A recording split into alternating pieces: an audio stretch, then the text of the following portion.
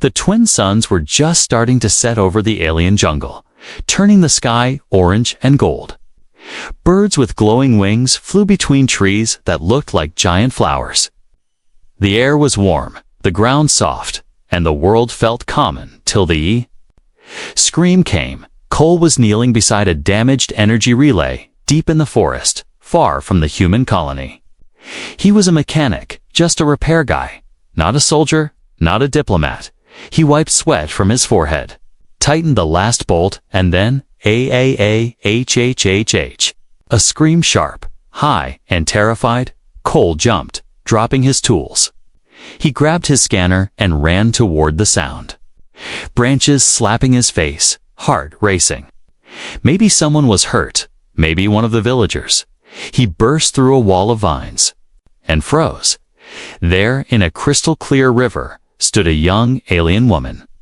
Her blue skin shimmered in the light, her long silver hair dripping with water.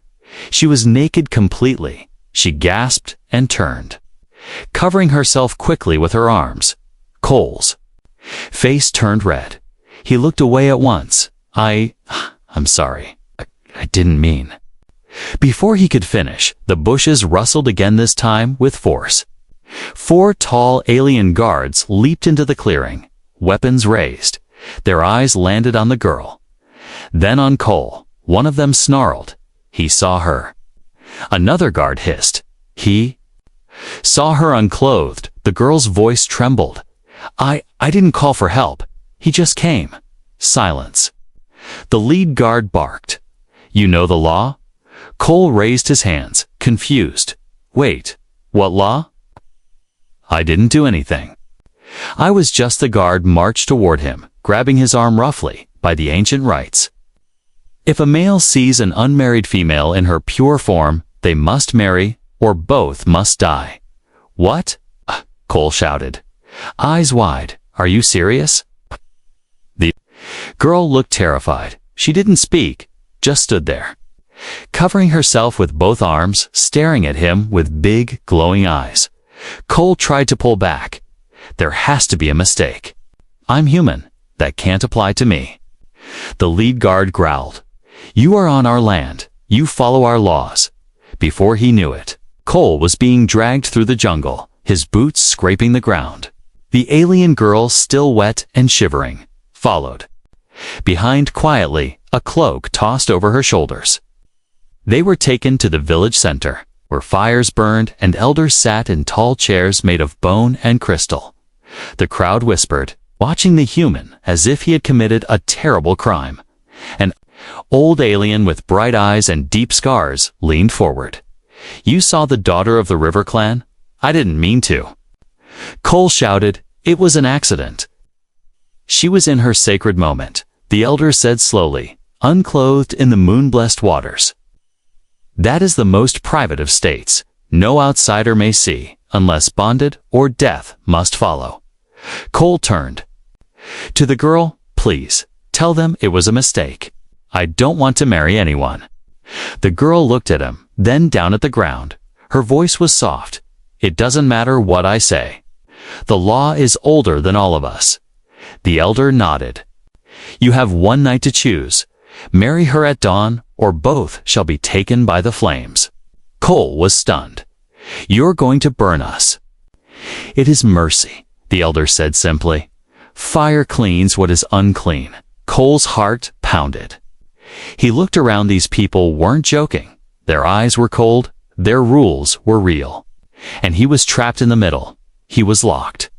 In a small hut for the night, given a bowl of soup and nothing else, he sat there, staring at the flickering flame, wondering how his day had gone from fixing a power cable to being forced into marriage with an alien woman or facing death by fire. Outside, he could hear drums beating slowly. Then, the door creaked open. The girl stepped inside, still wrapped in her cloak. She looked at him, not angry, not sad, just tired. I'm sorry this happened, she said quietly. It wasn't your fault, Cole replied. I should have turned back when I heard the scream. She nodded. My name is Vayli Cole, he said. They sat in silence for a moment, then Vayli whispered, you should know. if you choose not to marry me.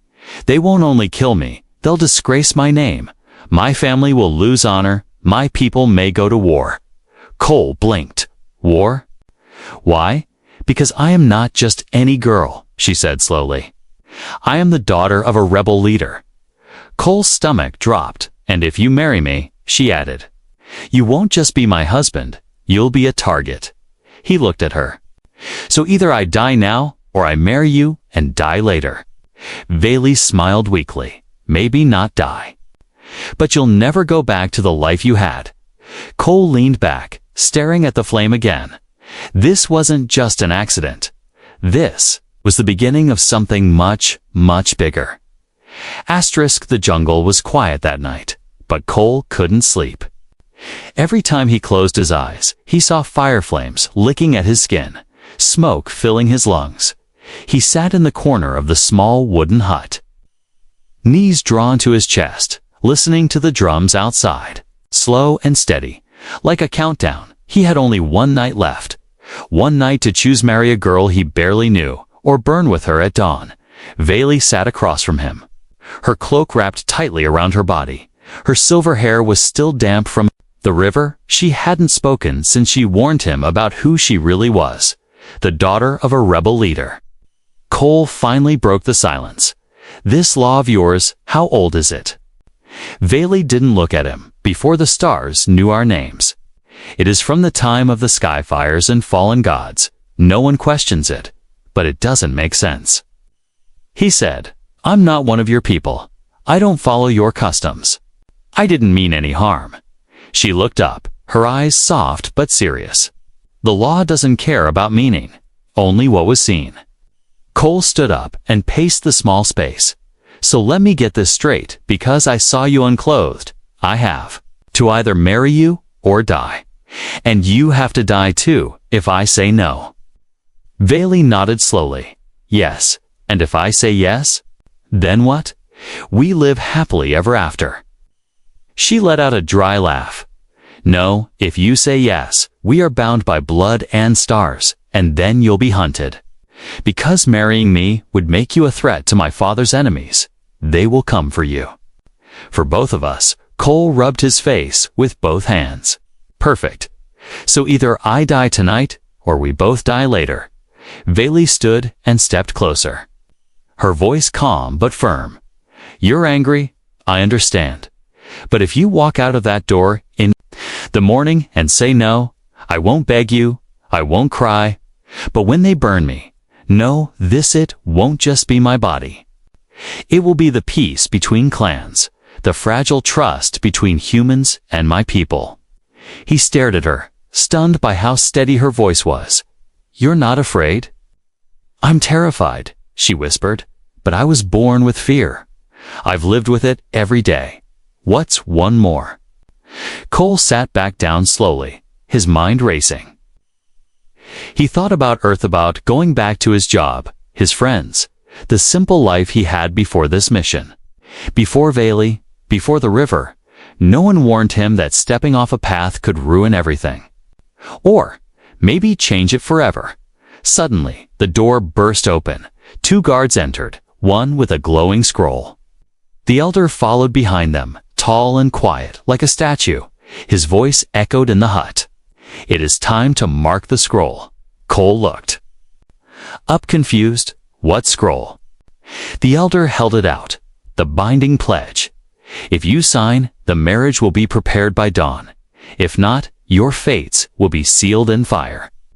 Vayli didn't move. She watched Cole carefully, not blinking. Cole stared at the glowing scroll, then at the elder. "You do this often?" The elder shook his head. "No, this law hasn't been used in generations.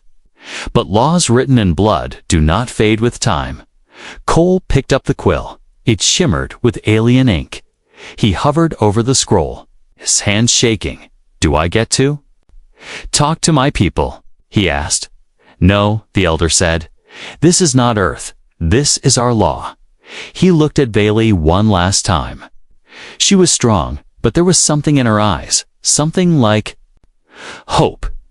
Or maybe fear disguised as courage. With a heavy breath, Cole pressed the quill down and signed his name.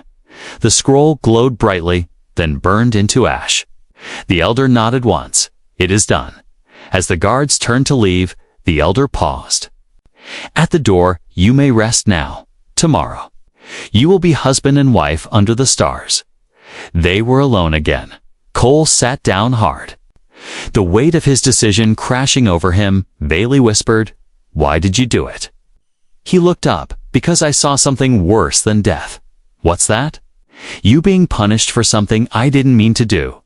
She blinked, clearly caught off guard. He added, "And maybe I don't want to run away from this." "Not yet." Bailey sat beside him, their shoulders almost touching. "Then tomorrow we begin something new, not just as strangers, but as survivors." Outside, the drums stopped. Morning was coming, and with it, a marriage neither of them ever imagined, but one that might just change two worlds forever. The sun had not yet risen, but the village was already alive. Fires were lit in stone bowls, and the smell of sweet herbs filled the air. Drummers began to play a slow rhythm, one that echoed through the trees like a heartbeat. Cole stood in silence as two alien men dressed him in ceremonial robes. The fabric was rough, but decorated with gold threads. He felt like a statue being polished for display. Not a man about to be married. Outside, the villagers gathered in a wide circle. Their eyes were cold, emotionless, watching, judging. He was still the outsider. The human who had broken their oldest law. Bailey stood on the other side of the circle, dressed in silver and white. Her face was calm. Her hair braided in shining strands down her back, but her hands trembled slightly. He noticed it, as the elders stepped forward to begin the ceremony. Cole glanced at her again, and this time, she saw something in her eyes, something more than fear. She wasn't just scared of the marriage. She was scared of what came after it. The elder raised his hand, under stars and fire. "We bind to lives today. May this bond bring honor or death."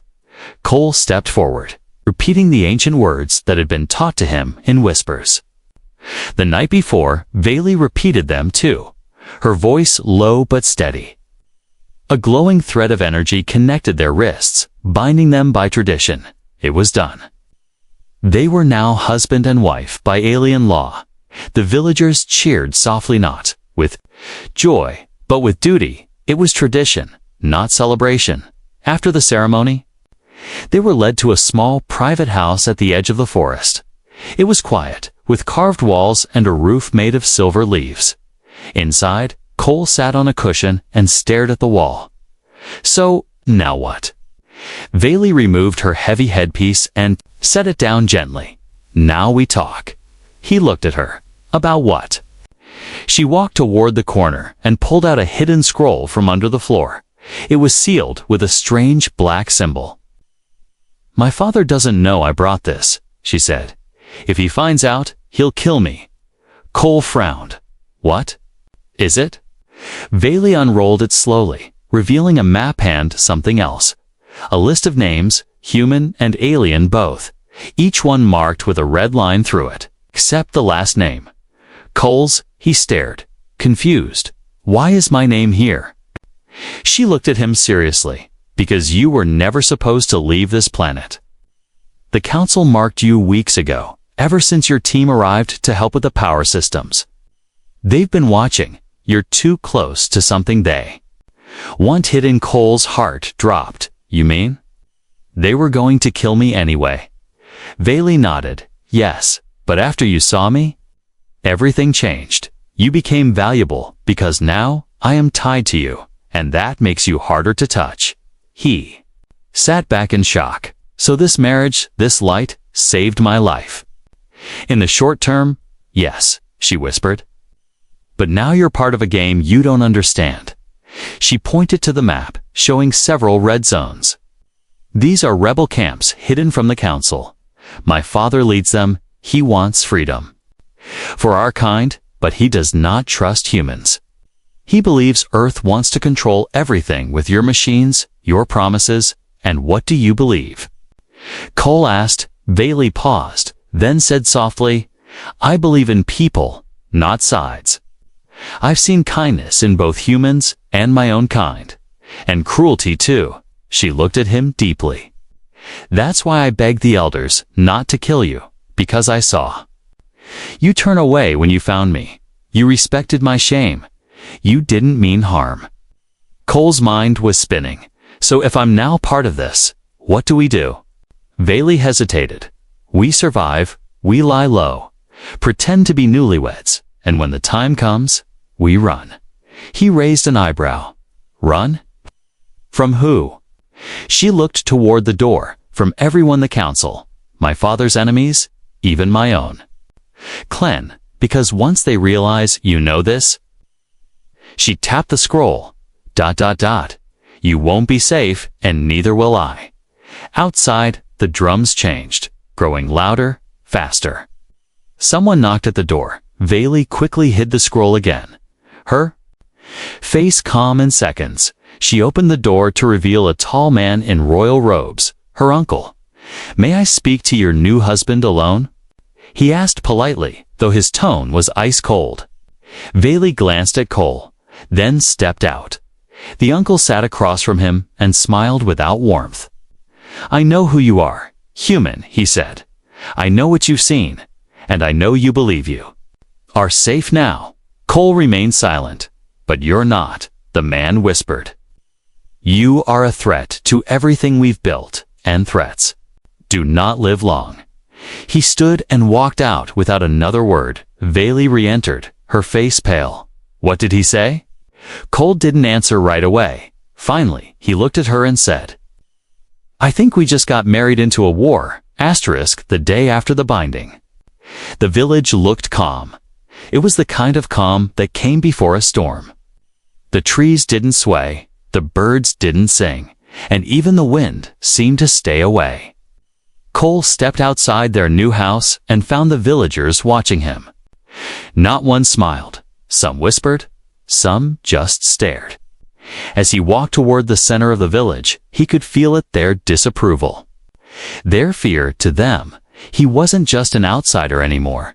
He was now something worse. He was part of the bloodline. Bailey joined him, walking silently at his side. Her face remained calm, but he could feel her tension in the way she walked, stiff, controlled, like a soldier hiding pain. A small crowd had gathered near the ceremonial hall again, but this time the atmosphere was different. Yesterday had been tradition, law, and duty. Today was politics. The same elder who had led their wedding now stood in front of a massive banner woven with dark threads. On it were the symbols of all 5 major alien clans. And standing beneath those symbols was a guest Cole hadn't expected. "An Earth diplomat, is that?" Cole whispered. Bailey nodded. "Yes. Earth must be told when one of its own becomes part of our clan. It's protocol." The diplomat looked shocked to see Cole. "What the hell, Cole?" "We thought you were working on generators." Cole rubbed the back of his neck. "Yeah, that changed." The elder raised a hand to silence the crowd. "Today, we welcome a human into our family, as law demands. He is now bound to the Riverborn. Through this union, our bond with Earth is strengthened." The diplomat forced a smile but whispered under his breath to Cole, "What did you do, man?" Cole didn't answer. The crowd clapped politely. But no one looked happy, not even Bailey, who stood like a statue beside him, expression blank. After the ceremony, they were pulled into a meeting room carved into a tree trunk. Elders, guards, clan leaders, and the diplomat gathered around a round table. The room was dim, lit only by glowing stones set into the walls.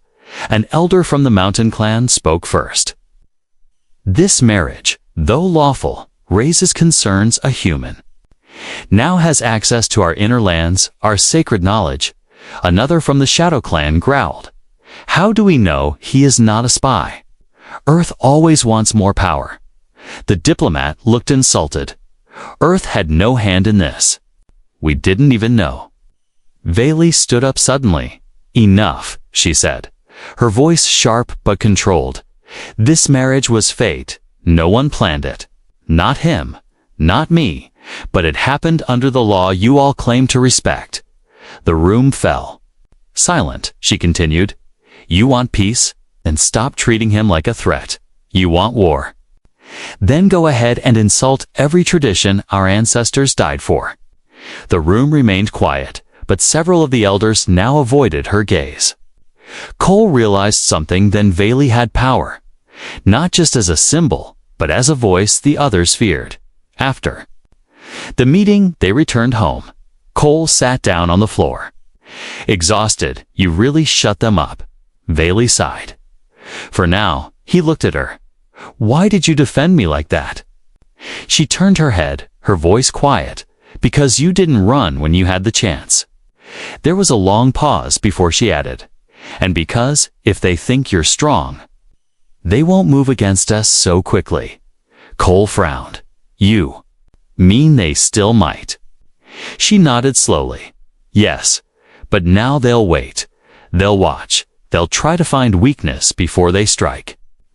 That night, as the two of them sat by the small cooking fire, Cole asked, Do you ever regret saving me? Vayli didn't answer right away. Then she looked him in the eye and said, No. I regret being born into a world where saving someone means risking everything, but I don't regret you. Those words hit deeper than Cole expected.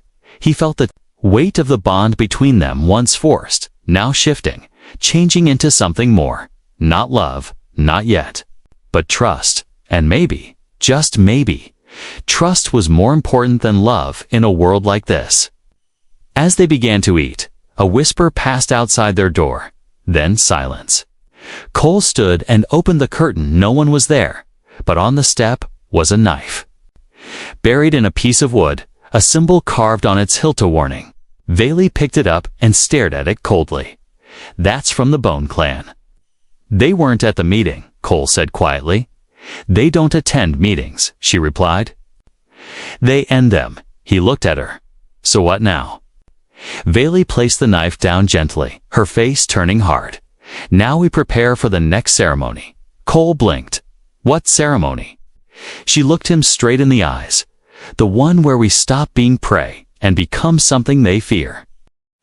The moon was high and pale in the alien sky when the first attack came. Cole was asleep, but Vayli was not. Her instincts, sharpened from years of political danger, told her something was wrong. She slipped from the bed quietly and pressed her ear against the wooden wall of their home. Silence, too silent. Not even the night insects were singing. She turned back toward Cole, but before she could speak, a shadow moved outside the window. A second later, the back wall shattered. 3 masked figures burst into the room, blades drawn, silent as ghosts. Vayli didn't scream. She lunged. Her shoulder hit the first attacker, knocking his blade aside. As she rolled across the floor, Cole woke to the sound of crashing wood and shouting before he could stand. One of the figures grabbed him and shoved a blade toward his throat. Vayli screamed, "No!" With surprising speed, she grabbed a nearby stick from the fire pit and slammed it into the back of the attacker's head. Cole fell back, gasping. As the blade missed his neck by inches, the attackers moved fast, trained killers, not local guards.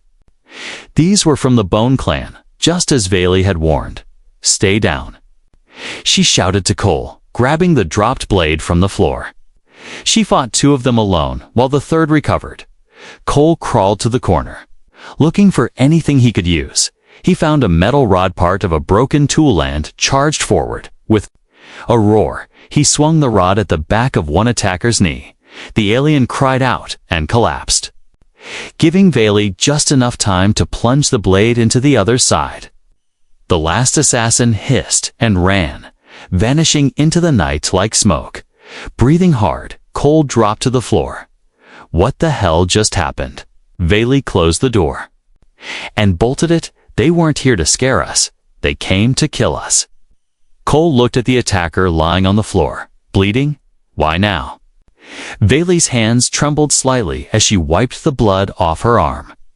Because our marriage makes us powerful, It gives my father's enemies a reason to act. They think removing us will end the threat.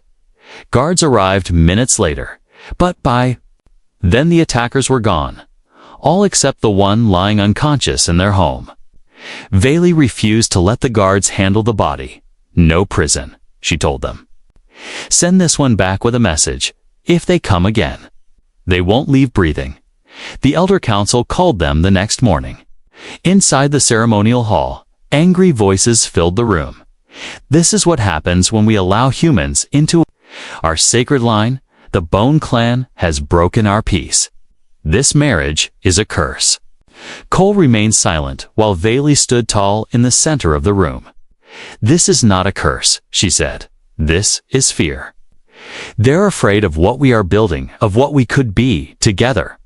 One elder spat. What could he possibly give us? Veli pointed at Cole. He gave me a chance to live. He fought beside me last night, bled beside me. None of you were there. Cole finally stepped forward. I didn't come here to get married. I didn't ask for any of this. But now that I'm here, I won't run, I won't hide. You can either stand with us or wait for the next knife in the dark. The room grew quiet. Even the loudest elders didn't have a reply. Outside, whispers spread through the village. Some said the human had brought danger. Others whispered something else, that the human had survived a Bone Clan attack and stood defiant before the council. That meant something. That meant power. Later, back at their house, Cole sat sharpening the rod he'd used as a weapon. You think they'll come again? Veli didn't answer right away. She poured him a drink, then said softly, They always do, but next time, we'll be ready. Cole looked up. You sound different. I am different, she said. They tried to kill my husband, and now I understand something. What? Veli's voice turned cold. If we don't strike back, they'll never stop. That night, Veli showed Cole a secret room beneath the house hidden by a floor panel. Inside were scrolls, weapons, and maps marked with red ink. My mother kept these before she died. She said she was a warrior and a traitor in the eyes of the council, but I think she was right. Cole stared at the maps. You've been preparing for this. She nodded. I hoped I'd never need it, but now we don't have a choice.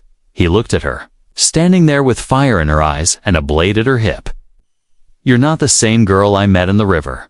She smiled, just a little, and you're not just a mechanic anymore, husband. The two of them stood side by side in the hidden room. Their fates forever changed. They were no longer just bound by law. They were bound by blood, and the ones who tried to kill them. They had no idea what was coming next. The days passed, but the fear didn't. Guards were doubled around Cole and Veli's home. But even they admitted quietly if the Bone Clan wanted to strike again, they would. Walls and weapons could only do so much. The real protection was secrecy and distance. But neither Cole nor Veli could disappear, not yet. Everywhere Cole walked in the village, eyes followed him. Some were curious, others cold. A few even nodded respectfully now, especially the younger warriors. They had heard what he'd done. And some began calling him the Bonded Blade. Even though Cole didn't carry one, Veli stayed busy training with her mother's hidden weapons, drawing new routes on the old maps, and decoding messages from her father's rebels. She hadn't spoken to him directly, not since the marriage, but she knew they were being watched from all sides. Then one morning, a small silver ship landed in the village square. Its design was unmistakably human, sleek and silent, bearing Earth's crest across its wings. Earth's command had finally come. Two officers stepped out. One was a man Cole knew from his engineering days. Lieutenant Rains, tall and sharp-eyed, with a kind of face that never forgot orders. Cole Rains said as they hugged briefly, You look like hell. You should see my mornings. Cole replied, inside the diplomatic tent. The talk turned serious quickly. Rains looked between Cole and Veli. then held up a tablet. "We received a message from you a few weeks ago. It was cut off mid-transmission, and we lost your location. Then, we started hearing whispers from traders that you married into a rebel clan." Cole sighed. "Not by choice, but yes, it's true." Rains leaned back. "The council is nervous. They don't like the idea of a human involved in alien politics. Some are pushing for us to pull you out to avoid starting a war." Cole glanced at Bailey, who said nothing. Rains continued. "We're here to give you that option. We'll extract you safely, take you back to Earth or a neutral station. No questions, no penalties." Cole blinked, and Bailey. "She's not part of the deal," Rains said plainly. "She's considered a political figure now. Bringing her could trigger something worse." Bailey didn't react. She just looked out the window as if she already knew what was coming. Cole stood slowly. "Give me time to think." Rains nodded. "You have 2 days. Then we go." That night, silence filled their home. No knives thrown through windows, no footsteps in the dark. But the silence was heavier than any attack. Cole sat by the fire, staring into the flames. They're offering a clean escape. Bailey didn't move from her place by the window. "You should take it," he frowned. "That easy, huh?" She turned toward him, her eyes unreadable. "I told you from the start. This marriage wasn't about love. You owe me nothing, but I do," Cole said softly. "I owe you my life. You protected me when everyone else wanted me dead. You fought for me, believed in me." Bailey's voice cracked slightly. "That doesn't mean you should die for me." "I'm not dying," he replied. "Not if I stay and fight. Not if we turn this mess into something that matters." She stepped closer now, the moonlight touching her face. "If you stay, you'll never be free again. You'll be hunted forever. You'll never go home." Cole smiled sadly. "This is home now." Bailey looked down. "Why are you really staying?" He reached out and gently took her hand. "Because I think maybe it's not just survival anymore. Maybe I care about what happens to you, to your people, to us." She said nothing. Instead, she leaned forward and rested her head gently on his shoulder. The fire crackled quietly. 2 days later, Rains returned to collect him. The Earthship was prepped and ready, hovering just above the field. Cole stood before it, one hand resting on his pack, the other holding Bailey's. Rains gave one last chance. "You sure about this?" Cole nodded. "Yeah, I am." Rains gave him a sharp look, then glanced at Bailey. "You're making history. You know that?" Cole grinned. "I'm just trying not to die." The ship lifted off without him, disappearing into the clouds. That night, the villagers gathered again, not for a ceremony, but to witness something new. Cole stood before the fire, wearing new armor crafted from Earth's metal and alien leather. He was no longer just a human engineer. He was now the human war consort of the rebel bloodline, a symbol of defiance, a sign that two worlds could stand together. Bailey stood beside him, her voice strong as she addressed the crowd. "Let our enemies come. Let them test what we've built. They will find something stronger than bloodlines and borders." She looked at Cole, and for the first time, her voice softened. "They will find us, and deep in the shadows, unseen by most." Masked spies watched and listened on for the first time. They hesitated because Cole had made his choice, and now the war would have to face him too. The jungle shook under the sound of drums, not for a wedding this time, but for war. Smoke curled into the sky from signal fires as the villagers moved like a single living body, gathering weapons, armor, and courage. The Bone Clan had made its move, raiding nearby villages, taking prisoners, and now they were coming for the Riverborn. Cole stood on the cliff's edge with Bailey, watching the black flags of their enemies rise beyond the trees. The Bone Clan's army marched with beasts in chains, war machines on wheels, and soldiers whose eyes burned with hatred. "They outnumber us 3-1, Veli said calmly. Cole adjusted the alien-forged armor strapped to his chest. "Then we'll just have to make them regret every step they take." Veli looked at him. "You don't have to fight in this battle, I know," he said, "but I'm not just your husband by law anymore. I'm your partner by choice, and no one's taking you from me." She didn't speak. Instead, she stepped closer and placed her forehead against his. "A tradition of her people. Then we fight as one." The plan they prepared over weeks came to life in a matter of hours. Hidden traps, smoke bombs made from jungle resin, and a surprise backup team, Veli's own rebel warriors who had sworn loyalty only to her. Not even her father. The village became a fortress, and Cole became something else entirely. He stood on the front lines with a weapon crafted from Earth technology and alien crystalline hybrid blade that shimmered like fire and lightning. He didn't speak, he didn't tremble, he had already made peace with what might come. The Bone Clan came just before dusk. The sky turned blood-orange as arrows flew, beasts charged, and war cries echoed through the trees.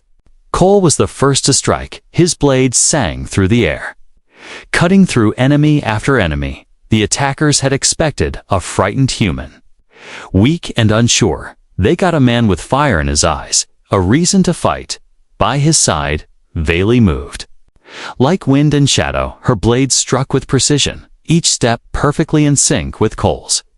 They fought not like strangers, but like soul-bound warriors who knew exactly when to strike, when to block, and when to trust the others back. One enemy lunged at Cole from behind, but Veli was already there. One aimed a crossbow at her heart, but Cole's blade shattered it before it could fire. Together, they were unstoppable. Even the Bone Clan began to hesitate. Their soldiers looked confused, their commanders furious. This wasn't how it was supposed to go. They hadn't expected unity, strength, or love. Hours passed like minutes. Blood soaked the ground, but so did victory. When the last of the enemy fled, limping and broken, the Riverborn didn't cheer right away. They stood in silence. Stunned by what had just happened, the human had not only survived, he had led. Cole stood in the center of the battlefield, breathing hard, his armor scratched, his face bruised, but his eyes still fierce. He looked down at the fallen banner of the Bone Clan, picked it up, and tossed it into the fire. The villagers roared that night. As stars returned to the sky and the fires burned low, the elder stepped forward before the whole village. "In our laws," he said, "a husband protects, a wife defends." But tonight, these two did more. They reminded us what it means to fight. Together, he looked at Cole, then Veli. By blood, by fire, by choice. "You are now not just bound by marriage, but by legacy." Veli turned to Cole, her voice gentle. "They'll write songs about this." Cole chuckled. "Let's just hope they don't make me sound too heroic." She smiled. Too late. They walked back to their home, hands held tightly. Not as strangers forced together, but as warriors who had chosen each other in the fires of fate. And though threats still lived in the shadows, and enemies still plotted, one thing had become clear across both alien skies and human stars. Was no longer just a mechanic from Earth. He was a bonded blade, a symbol of two worlds becoming one, and Veli. She was no longer just the daughter of a rebel leader. She was the woman who chose a human not just to save her life, but to change her people's future. Together, they didn't just survive the law, they rewrote what it meant to follow it.